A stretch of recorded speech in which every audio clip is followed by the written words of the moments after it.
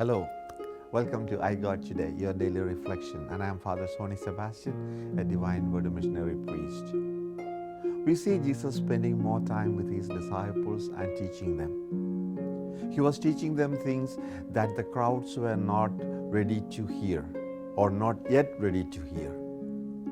As well, we see his disciples were also not ready to either hear, understand, or comprehend everything that Christ was trying to teach as well as tell them.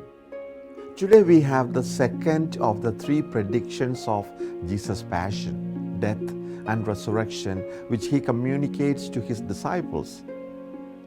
A prediction of what is going to happen to Jesus. A total lack of comprehension of the meaning of what Jesus is saying on the part of disciples is seen in this particular passage. They arrive in Capernaum, and in the house, Jesus asked them a question.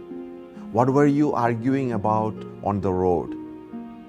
Jesus' question is met with an embarrassed silence, because they had been arguing among themselves which of them was the greatest.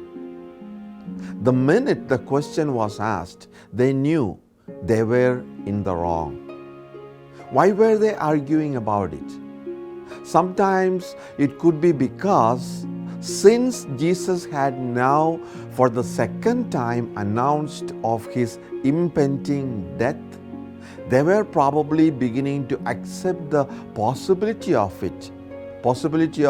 the reality of this really happening. They began to wonder what would happen to them as a group without Christ, without Jesus. Who would be in charge? Which of them had the best qualifications to be the leader?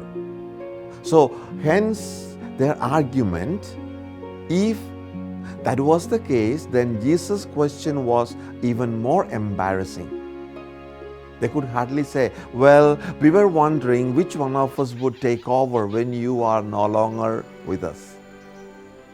Jesus, of course, knew exactly what was going on in their minds. So he gave them some guidelines if they wanted to be truly his followers. He says, if anyone wants to be first, he must make himself last of all and servant of all. This is quite a hard saying, And most of us find it difficult to put fully this into practice. It is, of course, totally in opposition to what goes in the world, in the secular world, where success means being on top, being in charge, being in control, and calling the shots. Yet, who are really the greatest people in our society? Is it not those who are especially talented intellectually or the other ways, who use their talents totally for the well-being of others, to the point of even sacrificing their lives? To serve is not to be submissive or weak.